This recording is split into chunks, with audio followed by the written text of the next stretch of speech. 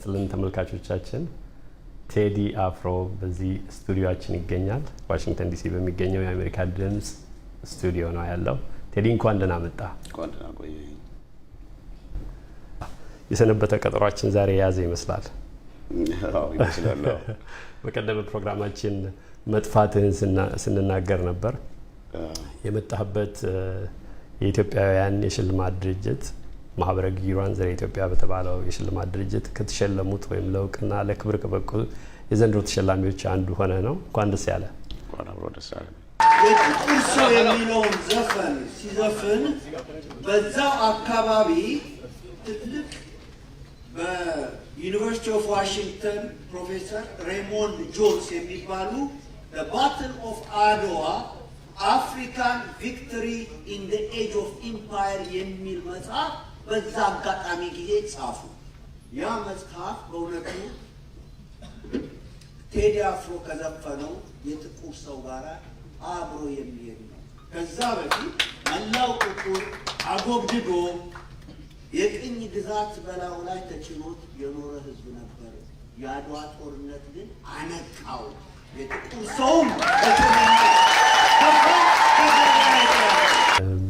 የተለየ ስሜት ከሽልማት የሚከተል አለ።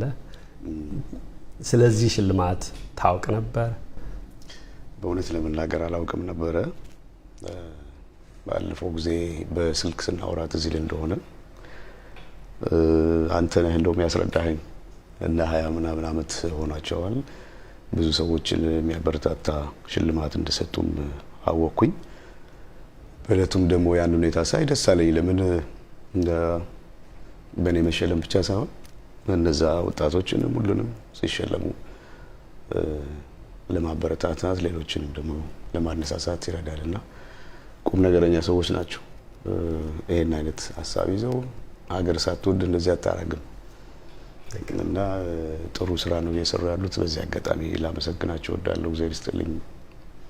በሽልማቱ የተወሳውን የትውውቅ መንፈስ ለሰው የቀረበውን እንመለከታለን። የማይደፈሩ መንገዶችን የደፈረ በሚል ነበር አስተዋዋቂዋ የገለጸችህ። መሪ ኮከብ የጥቁር ሰው ስራ ገኖ የወጣ ይመስላል። የቅርቡ ኢትዮጵያዊ የሚለውም ብዙዎችን ያነጋገረ የብዙዎችንም ቀልብ የሳበ በመሆኑ ይታወቃል። ወክበትም ስሜት ኢትዮጵያውያን በውጭ ሀገር የሚኖሩ ለዚህ ሽልማት ያጩና የተቀበሉ ሰዎች ያዩበትንስ መንፈስ እንዴት አያው? ያው መቼም ታናሽን በዚህ መጠን ማሞገስና ማድነቅ ሲቻል በእኔ ቦታ ስትሆን ይከብዳል። የተሰሰተ ስሜት የለውም። ከፍጹም ቅንነትና ከእውነተኛ ስሜት የወጣ ነውና ምናልባት ቢበዛብኝ ይሆናል እና በእውነት በጣም አመሰግናቸዋለሁ። ልዩ ስሜት ነበረው። ዓለም ፀሐይ ማቀራረቧ ልዩ ነበርና መቼም ስለ ራስ ሲወራ ትንሽ ትሽኮረመማል። ግን በጣም አመሰግናለሁ። በጣም ቴዲ ከዋናውን ዜና እንዳይቀማ እሰጋለሁ። ትልቁ ላንተ ለክብር መብቃትህ ከአዲስ አበባ ድረስ የመጣህበት ነውና ትልቅ ቦታ ይሰጠዋል።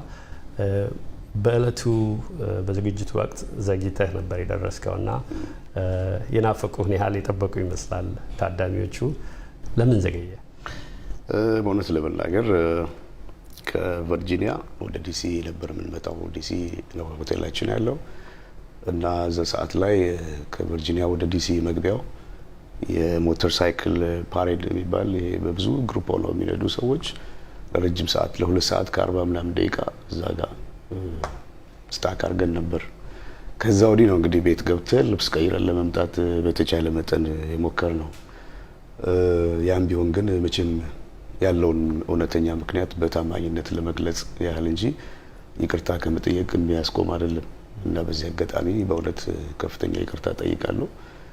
ሌላ ደግሞ እውነት ለመናገር በነበረኝ በተለመደው አካሄድ የፕሮግራሙ መጀመር የኔን ብቻ መምጣት እየጠበቀ እንደነበር አላሰብኩም፣ አላውቅም ነበር።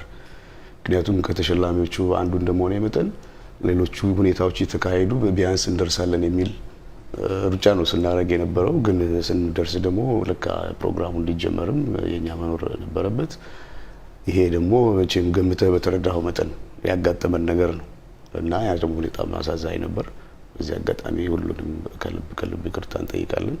ምንም እንኳን ከአቅም በላይ የሆነ ሁኔታ ቢሆንም ሌላ ንግግር በማድረግበት ጊዜ በዚህ ለመጀመር ነበር ሀሳቤ። ይቅርታ እንጠይቅ ተነጋግረን ነበር በዚህ ሁኔታ።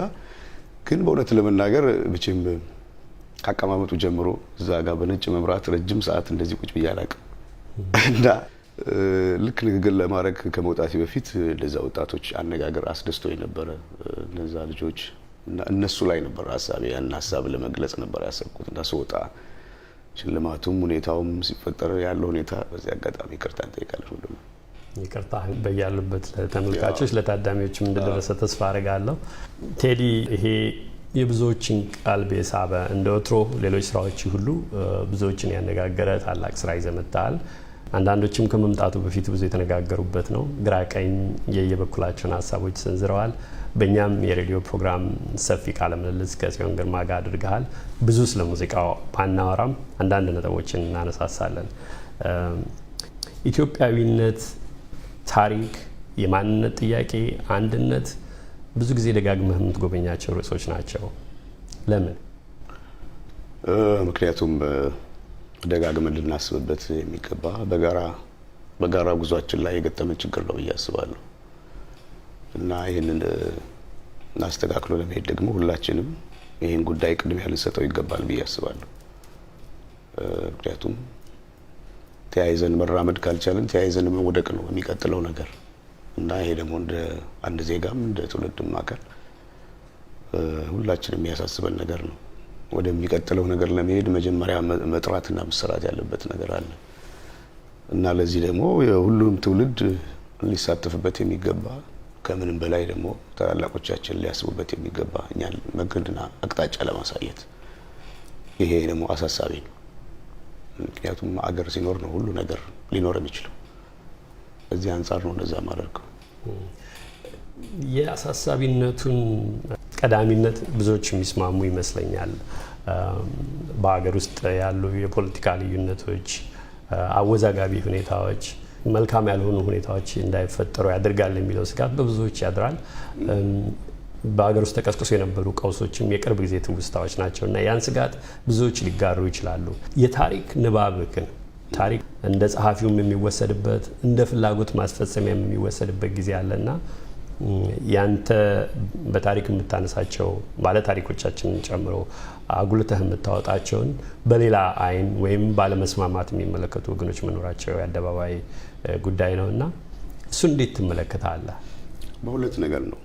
አንደኛው ለመረዳት መፍቀድ እና አለመፍቀድ፣ ሌላው ደግሞ ለመረዳት መቻልና አለመቻል እና አንድ ነገር ለመረዳት መፍቀድ ሲኖር ነው የነገሩን ጥልቀት ያለውን የችግሩን መጠንም አይቶ መፍትሄውንም ለማየት የሚቻለው።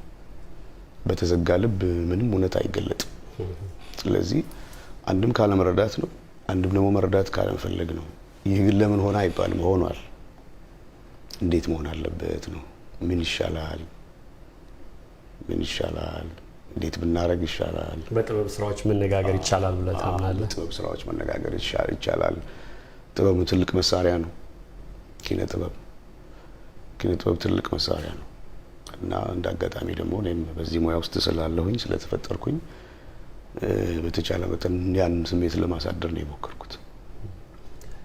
ቀደም ብዬ የጠቀስኩት የኢትዮጵያዊነት ጉዳይ በብዙ ስራዎችህ በቀደሙ አልበሞችህ ተመላልሶ ተነስቷል። በተለያየ መንገድ በተለያየ ሁኔታ አሁን በገለጽከው ጥልቅ ስሜት ይነሳል። ኢትዮጵያዊነት ለአንተ ምንድን ነው? ማንነት ነው ለኔ ኢትዮጵያዊነት። እንደዚህ በእውነት ስብስብ ያለ ጥያቄ ነው የጠየቀኝ። እንዴት በብዙ ነገር ልትገልጸው ትችላለህ? ምንድነው ቀድሞ የሚመጣል ኢትዮጵያዊነት? ምን ይላል ጸጋዬ ገብረመድህን ጴጥሮስ ያቺ ሰዓት የሚለው ግጥም ላይ አቡነ ጴጥሮስ ኢትዮጵያን ሲገልጿት ምን ይላሉ? በልጅነታቸው ጀምሮ የነበራቸው ትዝታዎች ለግትላሜ ትንሽ ግጦሽ ከናዳ ሳር ከናዳ ጫፍ ሳር አጨዳ ከጅግራ ጋር መተሻሸት ከቆቅና ከምናምን ያሉ የልጅነታቸው በወንዙም በሸንተረሩም በቀቤውም ያለፉትን ሰብስበው ከተናገሩ ያቺ ነው ኢትዮጵያ ምላት ይላል። ይሄ በአንድ ጊዜ ተሰብስቦ የተፈጠረ ስሜት አይደለም። የለም ስላልከውም ላይኖር አይችልም አለ እና ከዛ እውነት ጋር እንድንገናኝ ስለምፈልግ ነው። ስለዚህ አገር በብዙ መንገድ ይገለጣል። ይሄኛው ደግሞ ይበልጥ ይማርከኛል። ባህሉን ወጉን የሚመለከቱት የኖርነው ነገር ቅይጥነታችንስ አሁን ያነሳኸውን ነገር እንደየህይወት ልምዱ የተለያየ ሰው በተለያየ መንገድ ያየዋል። ማነሳቸው የፖለቲካ አንድምታ ያላቸው ሁኔታዎችን ቅኝቶችን መመልከታቸው አይቀርም። እንደ ማን ነው የሚባለው ሰው እኔ ለራሴ ማንነት የምገልጸው ከሌላው ኢትዮጵያዊ ማንነት ጋር ቢለያይ በጣም የብዙ ብሔረሰቦች የብዙ የተለያየ ባህልና ወግ ውስጥ ያደጉ ሰዎች እንደመኖራቸው ወጥ ለመሆን አለመቻሉ ይሄ ኢትዮጵያዊነትም እኔነትም በራስ መንገድ መገለጹ ምን እንዲወስዱልህ ትፈልጋለህ አንተ? የብዙዎች ነው ብለህ የምትገልጸውን ነገር ማው እንግዲህ ቅይጥ ነገር እኮ በጣም ጠቃሚ ነው። ያልተቀየጠና ያልተቀላቀለ ነገር የለም በዓለም ላይ። እንደውም እንግዲህ አሁን እናንተ በምትኖሩበት አገር የብዙ ቋንቋዎች የብዙ ሰዎች የብዙ አገር ሰዎች ተሰብስበው ደግሞ ይሄንን ያህል አገር መፍጠርም ይቻላል። እኛ ደግሞ ላለን አገር በዛ ቦታ ላይ በተወለድንበት ቦታ ይሄን ስሜት መፍጠር እንዴት ያቅተናል? የነበረ ነው ደግሞ ተመልሰን እያበላሸ ነው ሄድን እንጂ እኮ ነበረ፣ አሁንም አለ እና ያ ትልቅ ነገር ነው። ሁለተኛ የሰው ልጅ ወደ ስልጣኔ ሲያመራ ትልቁ ስልጣኔ ለኔ የሰው ልጅ ሲከባበር አንዱ የአንዱን መብት ሲያከብር በዚህ መንገድ ይገለጻል። የመጀመሪያው ስልጣኔ እሱ ነው ለኔ እና የብዙ ስብጥር ውጤት ነን ሁላችንም። ወርደን መቼም ከዚህ ተወለድኩ አንባባልም። የምናውቀው ነገር ነው። በቀያችንም የኖርነው በዚህ መንገድ ነው እና ይሄ የሚመርጡስ ጠቃሚ ነገር ነው። እሱን መንገድ ለሚመርጡስ የግድ አንድ መንገድ ላይሆን ይችላል። እንግዲህ እሱን መንገድ የሚመርጡ ሰዎች እንዳስተሳሰባቸው ነው። ላይዋጥላቸው የሚችሉ ሰዎች አሉ። መከባበር ማለት የነሱንም ሀሳብ ማክበር ነው እንደ ሀሳብ። ግን ዋስትና ያለው ሀገር ያስፈልገናል አሁን። ምክንያቱም ህልውናችን ስለሆነ በዚህ ጉዳይ ላይ ብዙ ነገር እኮ ዛሬ አይደለም ኢትዮጵያ የተጀመረው የነበርንበት ነው። ሁላችንም የሁሉም ነገር ቅይጥ ነው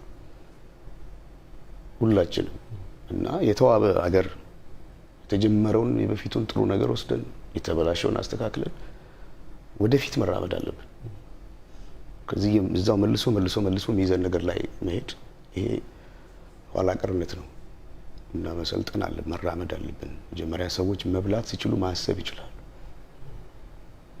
የሰው ልጅ ከመሰረታዊ ፍላጎቱ በታች ከኖረ የምግብ የመጠለያ እና የመሳሰሉት መሰረታዊ ነገሮች ካልተሟሉ በፍልስፍናም በአእምሮንም የተሰጠውን ጭንቅላት ተጠቅሞ ብዙ ነገር ለመራመድ አይችልም። እዛ ጋር ነው ያለነው አሁን እና ምን እንደሚያስቡ ደግሞ በደንብ ሊያስቡበት ይገባል ሁሉም ወገኖች።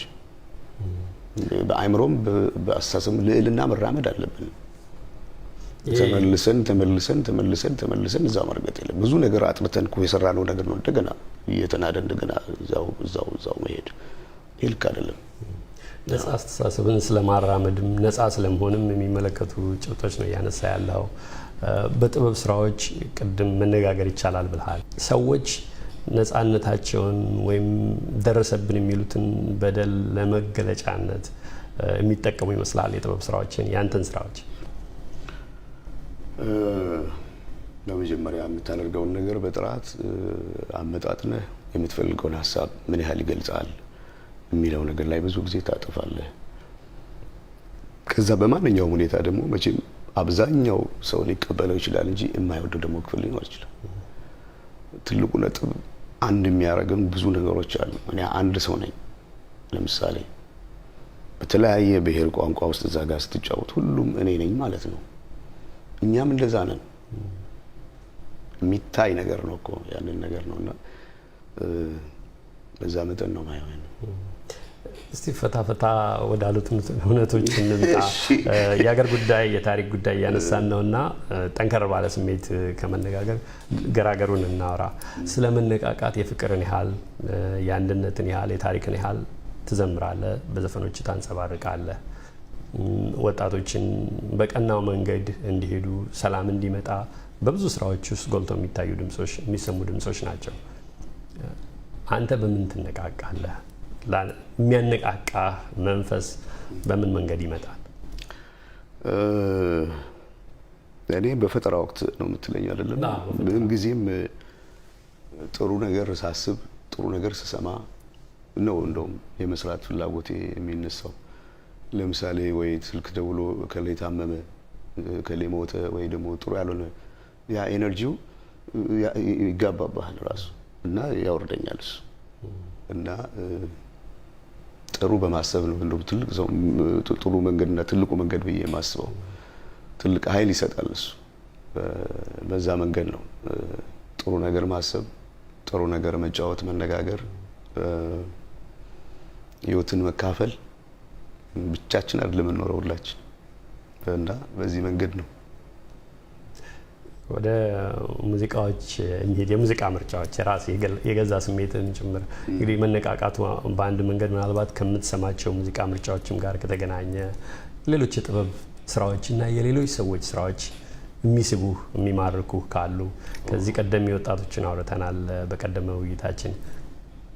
የሚስቡ ሙዚቃዎች ምን አይነት ናቸው? የምታነሳቸው ደጋግመህ ብዙ ጊዜ መኪና ውስጥ ወይ ሌላ ቦታ ስትሰማ የምታገኘውም ካለ? ሙዚቃ በብዙ ሁኔታ ነው እንግዲህ ልትወደው የምትችለው። ከበፊት ጀምሮ በምትሰማው ከልጅነት ጀምሮ ያለ በጥሩ ትስታዎች ውስጥ ያሉ ከምንም በላይ እኔ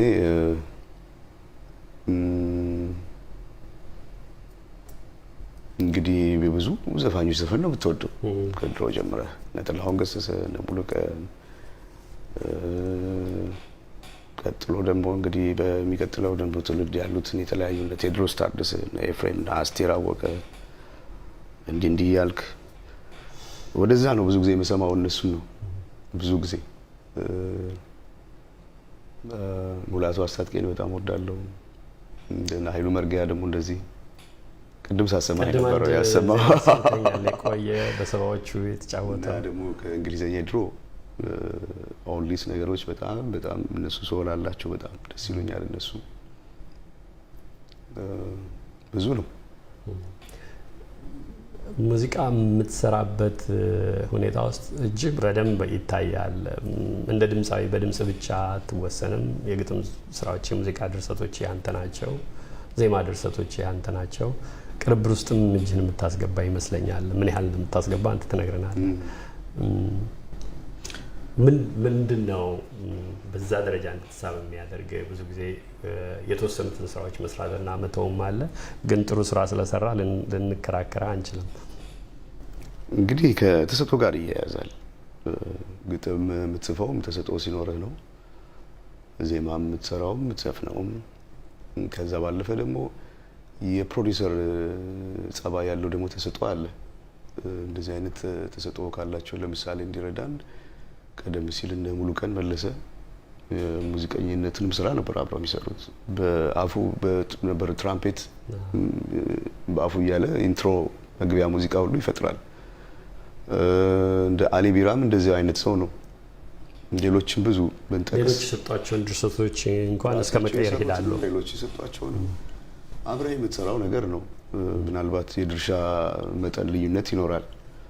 ምክንያቱም በባለሙያ ቦታ ብቻ አይደለም፣ በአድማጭም ቦታ ነው ያለኸው፣ በባለሙያም ቦታ ነው ያለኸው። ሀሳብ በትክክል መለዋወጥ አለብህ። አሁን ወደሚፈለገው ነጥብ ላይ ለመድረስ እሱ ጋር ለመድረስ ትግሉ ማን አደረገው ማን ፈጸመው አይደለም፣ ውጤቱ የት ጋር ያምራል። እና በዛ መጠን እንግዲህ እኔም እሳተፋለሁ አቅሜ በፈቀደ መጠን። የትኞቹን ትሰራለህ? ቅንብሮች ውስጥም ትገባለህ? አዎ፣ ብዙ ሀሳቦች እሰጣለሁ በደንብ ብዙ። ዜማ ስትደርስ የቀደሙት የዜማ ደራሲያን አንዳንድ የሚጫወቱት የሙዚቃ መሳሪያ ካለ ይዘው በዛ ማድረግ አለ። እንግዲህ ወደ ኋላ ወደ ፍጨቱን መመለስ ቅድም እንደምትለው በድምጽም ሊሆን ይችላል። ምን ታደርጋለህ ዜማ ስትደርስ? እንዴት ነው ዜማዎችን የምትይዛቸው? ኪቦርድ እጫወታለሁ። በኪቦርድ ነው ዜማ ማወጣው። አንዳንዴ ደግሞ በቃሌ ነው የማወጣው። ከዛ ደግሞ በኪቦርድ እንደገና ማጠናከር አለ። ብዙ ነገሩን እዛ አብላልተህ ነው ወደ ስቱዲዮ መሄድ ያለብህ። እንደዛ ነው የምሰራው። የሙዚቃ ነገር እንግዲህ ከምትወስደው ኃላፊነትም ጋር ይመጣል። ቅድም የታዳሚውን የአድማጩንም ፍላጎት ከግምት እንደምታስገባ ገልጸሃል። በምትሰራቸው ስራዎች የምትመርጣቸው ጭብጦችም ላይ ያንነት ዝንባሌህን ሊያሳይ ይችላል። በተለይ የምትመርጠው ነገር አለ? ቀደም ብለን ካነሳናቸው ደጋግመ ከምታያቸው በኢትዮጵያ ታሪክ ውስጥ ትልልቅ ስፍራ አላቸው ብለህ የመረጥካቸውን ባለ ታሪኮች አጉልተህ እንደምታመጣው እንደ ባህሪህ ሊገለጽ የሚችል ነገር አለ? በነገራችን ላይ ኪነ ጥበብ ስራ ራስህን ነው የሚመስለው። በኪነ ጥበብ ስራ ውስጥ በምንም ሁኔታ ራስህ ሳትሆን የምትመጣበት ሁኔታ የለም። ምክንያቱም ሰው ማንን ይመስላል ቢባል አነጋገሩን ይመስላል ነው የሚባለው። የምታስባቸው አስተሳሰቦች፣ የምትመኛቸው ምኞቶች፣ በአንተ ውስጥ ያለው ነገር ነው ወደ ፈጠራ የሚመጣው። ከዛ ውስጥ ነው የሚቀዳው። ሌላ ቅድም እንዳልኩህ ደግሞ በአድማጭም በትን ቦታ ሆኖ የምልህ ነገር ምናልባት ግልጽ ለማድረግ ከተመልካቹም ከአድማጩም ጋር የምትገናኘው ከራስ ጋር የተገናኘህበት መጠን አለበለዚያ ኮመርሻል ይሆናል። ልክ አንተ ነፍስህ የሚያስደስትህን ነገር ስትከተል ሰዎች ነፍሳቸው የሚፈልጉትን ነገር ያገኛሉ። እዛ ጋር ነው የምትገናኙት። በፍጹም ታማኝነት ነው በከልብ ማድረግ ያለብህ። ለሰዓት ሲባል የሚበልጡት ነገሮች ላይ እናተኩር። ትንሽ ወደ ጨዋታው ፈታ ወዳለው ነገር መግባት ፈልጌ ነበር። ስለ ሀሳብ እናወራ። ቀደም ያነሳውን ይሄ የቱ ጋር እንደሚሰመር ማወቅ፣ ለምሳሌ በአንተ ስራ የመጀመሪያ ስራ ምናልባትም የመጀመሪያ መሆኑን ብዙዎች የማያውቁት ስራ በንግድ በሽያጭ ሁኔታ አይን ከታየ ቅድም የምትለውን የመሰልህን ነገር ሰርተህበት ሊሆን ይችላል። ብዙዎች የማያውቁት ስራ ነው። የቱ ጋር ነው የሚሰመረው? የታዳሚው ፍላጎት አንተን የሚመራበት፣ አንተ አድማጩን የግድ የለመደውን ከመስጠት ማስወጣት የምትችልበት? ጥሩ ጥያቄ ነው። ከዛም አንተ ስትወጣ ነው። አንተ በነገራችን ላይ ሙዚቃ ረቂቅ ነገር ነው በጣም እና የአድማጭነት ደረጃ ሲያድግ የፈጠራ እንትን እየተሻሻለ ሲመጣ አብረህ ነው የምትጓዘው እና ወደ ውስጥ አንተ የምትጓዝበት ጉዞ ነው ወሳኙ ነገርና እሱን ማሻሻል ለማድረግ ደግሞ ብዙ ጥረቶች ያስፈልጋሉ። እይታ እንዲያድግ የተመስጦ ደረጃ አንድ ውጤታማ የመሆን ደረጃ የምትመጣው የተመስጦ ደረጃ በጣም ጥሩ የሆነ ሲመጣ ማለት ነው። ወደ ራስ ጋር ስትቀርብ ያኔ ከሰው ጋር ትገናኛለህ እና በእርግጥ ብዙ ደግሞ ነገሮች አድርገህ የአድማጭነት ደረጃችንም እንዲያድግ ከፍተኛ ጥረት ደግሞ የበለጠ ያስፈልጋል ብዬ አስባለሁ። መቼም በቻልኩት መጠን ደግሞ አሁን አቅሜ በፈቀደ መጠን ሞክሬያለሁ። የሚቀጥለውን ደግሞ እግዚአብሔር ደግሞ ይርዳል። የመጡ ሀሳቦችን የማየት እድል አለ። ከስራ ከመውጣቱ ቀደም ብሎ የነበሩ ብዙ ያነጋገሩ የትችት ሀሳቦች፣ የማስታወቂያ በራሪ ወረቀትን ብለው ስለ ሙዚቃው የሚናገሩ ስዕሎች አነጋግረው ነበር። ትከታተላለህ? ታያለህ? የሚመጡትን ሀሳቦች እንደው በጣም ጊዜ ስታገኝ መልስ ብለህ አንዴ ልታይ ትችላለህ። በእውነት ለመናገር እኔ በራሴ ዓለም ውስጥ ነው የምኖረው። ፌስቡክም ምናምን የለኝም። እንደዛ ስራዬን ጨርሼ ማስተሬን አስረክቤ ደግሞ ቁጭ ብዬ እንደገና ግራፊክስ ሁሉ ነገር ውስጥ ነው የምገባው እና አንዳንድ ልጆች ይነግሩኝ ነበር አንተ እኮ ማጣቀው ብዙ ነገር አለ እንደዚህ። በኋላ መጨረሻ ላይ ነገሮቹ ካለቁ በኋላ ነው ያየሁት። ለመጀመሪያ ጊዜ በ18/08/2009 ለመጀመሪያ ጊዜ ፌስቡክ ተከፈቱልኝ ማለት ነው። ፐርሰናል የግል ፌስቡክ አካውንት። ምክንያቱም ብዙ ጊዜ መከተል ያለብህ ነፍስህን ሩጫ ነው፣ ጊዜም የለም። ቴዲ አፍሮ ልንነጋገርባቸው የምንፈልጋቸው ርዕሶች፣ የሚነሱ ወጎች በርከት ያሉ ናቸው። በዚህ በቴሌቪዥን ፕሮግራም የምናቀርበው ምጥን ሰዓት ነውና በዚሁ መቋጨት እንገደላለን። እንኳን ደህና መጣ። እግዚአብሔር ይስጥልኝ። አመሰግናለሁ አሉላ። ታንክ ዩ ቬሪ ማች። እሺ ነገ እሺ